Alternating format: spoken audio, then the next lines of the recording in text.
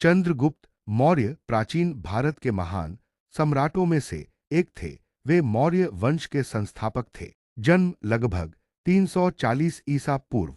कुछ स्रोतों के अनुसार मगध या गांधार क्षेत्र। गुरु आचार्य चाणक्य कौटिल्य, जिन्होंने उन्हें राजनीति और सैन्य रणनीति में प्रशिक्षित किया। साम्राज्य की स्थापना 321 ईसा पूर्व। साम्राज्य का विस्तार संपूर्ण उत्तरी भारत, अफगानिस्तान और आधुनिक पाकिस्तान तक फैला। धर्म परिवर्तन। जीवन के अंतिम समय में उन्होंने जैन धर्म अपना लिया और श्रवणबेलगोला, कर्नाटक में संन्यास लिया। महत्वपूर्ण घटनाएं और उपलब्धियां। एक नंद वंश का अंत। चाणक्य की सहायता से चंद्रगुप्त ने धनानंद को हराकर मौर्य साम्राज्य की स्थापना की। दो सिकंदर के उत्तराधिकारी सेल्यूकस निकेटर को हराना। 305 ईसा पूर्व में सेल्यूकस को हराकर पश्चिमी भारत पर नियंत्रण किया और सेल्यूकस की पुत्री से विवाह किया। 3 मौर्य प्रशासन की नींव।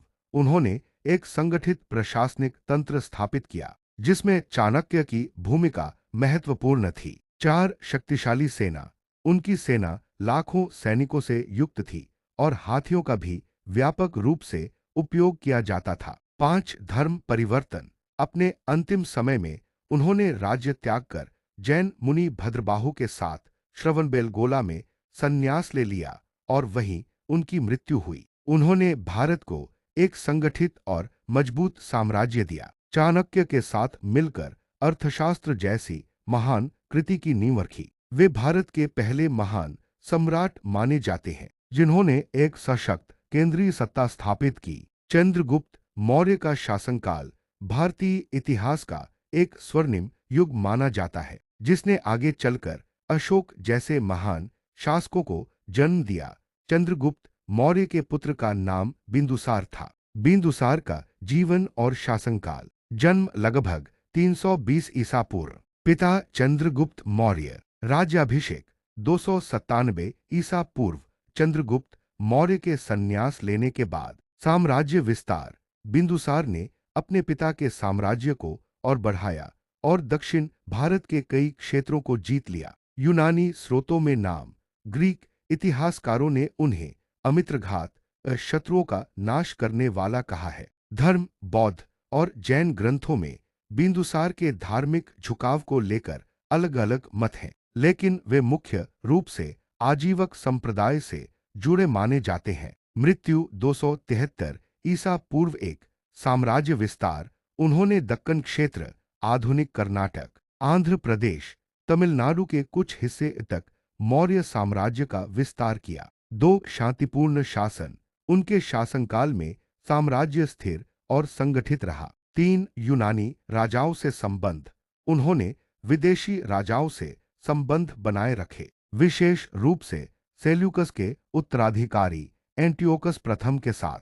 बिंदुसार के कई पुत्र थे, लेकिन सबसे प्रसिद्ध पुत्र सम्राट अशोक थे, जिन्होंने आगे चलकर मौर्य साम्राज्य का सबसे बड़ा विस्तार किया और बौद्ध धर्म को अपनाकर उसे पूरे एशिया में प्रचारित किया। बिंदुसार की मृत्यु के बाद अशोक ने सत्ता संभाली और इतिहास में महान शासकों में गिने जाने लगे। बिंदुसार के बाद उनके पुत्र सम्राट अशोक महान ने मौर्य साम्राज्य की गद्दी संभाली। सम्राट अशोक 273-232 ईसा पूर्व। गद्दी पर बैठना 273 ईसा पूर्व में बिंदुसार की मृत्यु के बाद अशोक राजा बने। कलिंग युद्ध 261 ईसा पूर्व। इस युद्ध में भारी रक्तपात हुआ जिसने अशोक को गहराई से प्रभावित किया और उन्होंने बौद्ध धर्म की ओर रुख किया।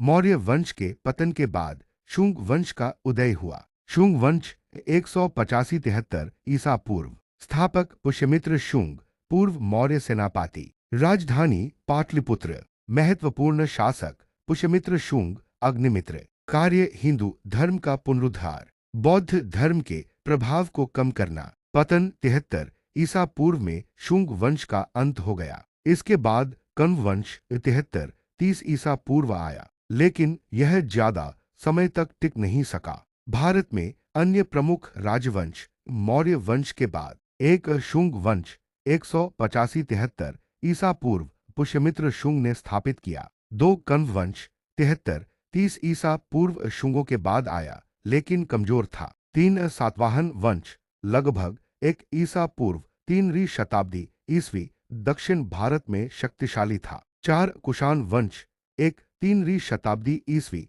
कनिष्क जैसे महान शासक आए, बौद्ध धर्म को बढ़ावा दिया। पांच गुप्त वंश 319-550 ईस्वी भारत का स्वर्ण युग माना जाता है। चंद्रगुप्त प्रथम, समुद्रगुप्त, चंद्रगुप्त द्वितीय जैसे शासक आए। इसके बाद भारत में कई और राजवंश उभरे, जैसे वर्धन वंश, हर्षवर्धन, चालुक्य, पाल, प्रतिहार और फिर अंततः दिल्ली